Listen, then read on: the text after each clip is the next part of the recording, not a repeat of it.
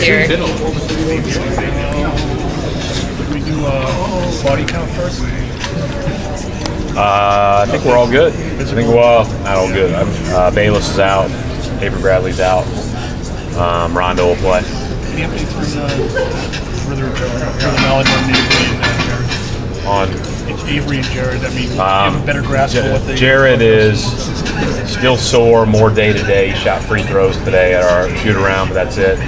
And Avery did not participate in anything. Avery looks like he's still a little bit out, whatever that means. I mean, I wouldn't be shocked if it's 2 weeks from the date of injury. How do you keep the team from feeling sorry for themselves with all these injuries? It's great opportunities for everybody else.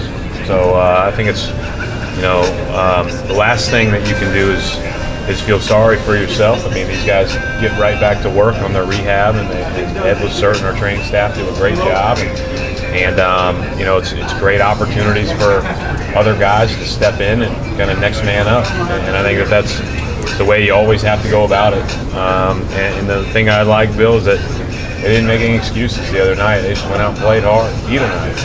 Take it up to Gerald in the 35. Yep.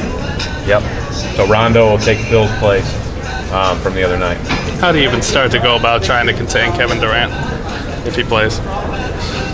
I don't know. I've got an idea about how we're best going to try it, but bottom line is, I was talking earlier, all of us run actions to try to get guys an angle or an advantage or to get the defender behind somebody. You just got to get him the ball somewhere within the building, and he can score. I mean, he can create his own. He can pass. He manufactures some incredibly tough shots, and he makes what would be a really tough shot for some people look pretty fluid and easy. He might be the best scorer in the world right now. You talked about the other night with Jeff.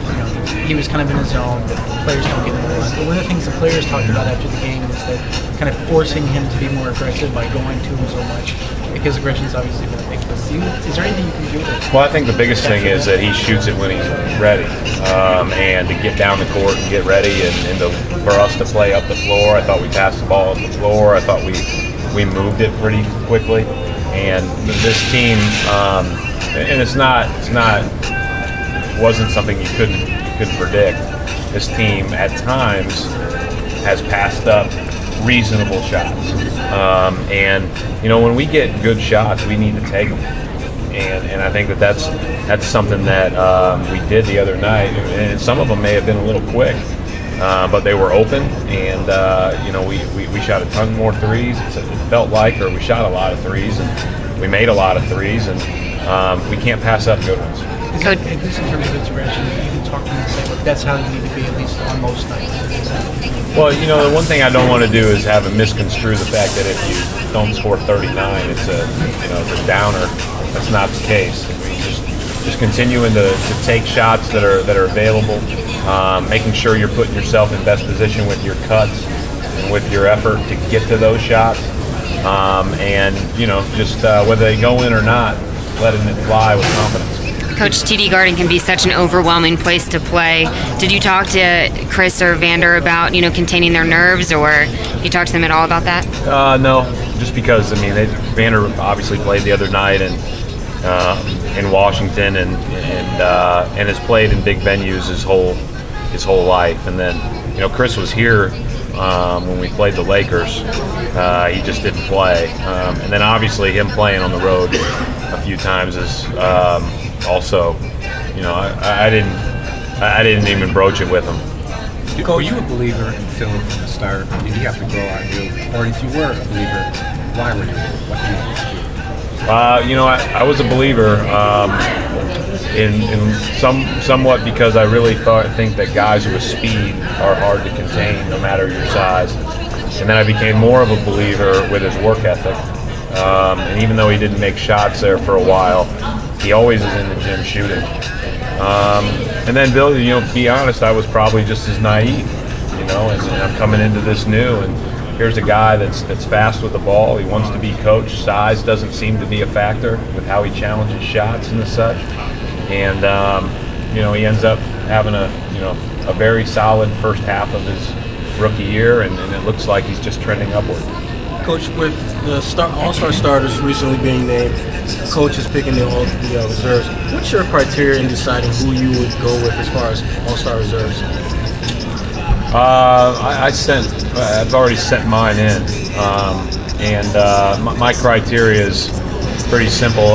Guys that obviously statistically are relevant in that discussion, which there are a lot of guys that are, and then guys that I think really impact winning, and guys that, whether their teams are, at the top of the heap or not, when they're on the court, they make their teams better, and they're a clear differentiator as far as winning and losing goes.